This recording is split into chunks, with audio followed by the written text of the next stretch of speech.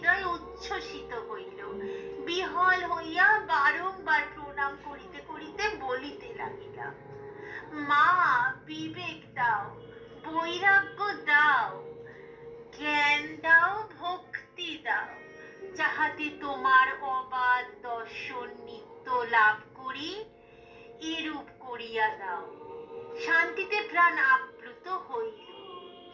জগৎ সংসার নিঃশেষে অন্তরিত হইয়া একমাত্র মাই হৃদয়ে পূর্ণ করিয়া রহিলেন। ঠাকুরের নিকট ফিরিবা মাত্র তিনি জিজ্ঞাসা করিলেন, কিরে, মায়ের নিকটে সাংসারিক অভাব দূর করিবার প্রার্থনা করিয়াছিস তো? তাহার প্রশ্নে চমকিত হইয়া বলিলাম, না মহাশয়, ভুলিয়া গিয়াছি। তাই তো, এখন কি করি?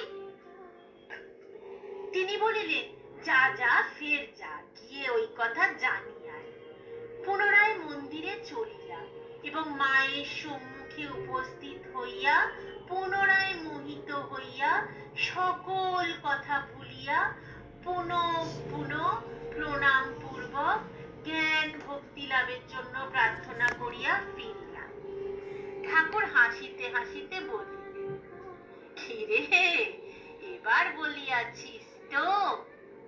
আবার চমকিত হইয়া বলিলাম, না মহাশয়, মাকে দেখিবা মাত্র কি এক দৈব শক্তি প্রভাবে সব কথা ভুলিয়া কেবল জ্ঞান ভক্তি লাভের কথাই বলিয়াছি। কি হবে? ঠাকুর বলিলেন, ধুর ছোড়া, আপনাকে একটু সামলাইয়া ওই প্রার্থনাটা করিতে পারিলি না? পারিস তো আরেকবার গিয়ে ওই কথাগুলো জানিয়ে আয়, শীঘ্র যা। পুনরায় চলিলাম, কিন্তু মন্দিরে প্রবেশ মাত্র দারুণ লজ্জা আসিয়া হৃদয়ে অধিকার করিল।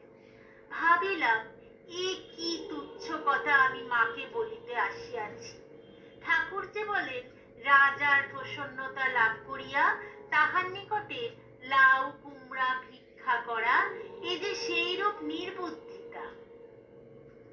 এমন হীন বুদ্ধি আমার লজ্জায় ঘৃণায় পুনঃ পুনঃ প্রণাম করিতে করিতে বলিতে লাগিলাম, অন্য কিছু চাহি না মা, কেবল জ্ঞান ভক্তি দাও। মন্দিরের বাহিরে আসিয়া মনে হইল ইহা নিশ্চয়ই ঠাকুরের খেলা, নতুবা তিনবার মন্দিরের মায়ের নিকটে আসিয়াও বলা হইল না। অতঃপর তাহাকে ধরিয়া বসিলাম।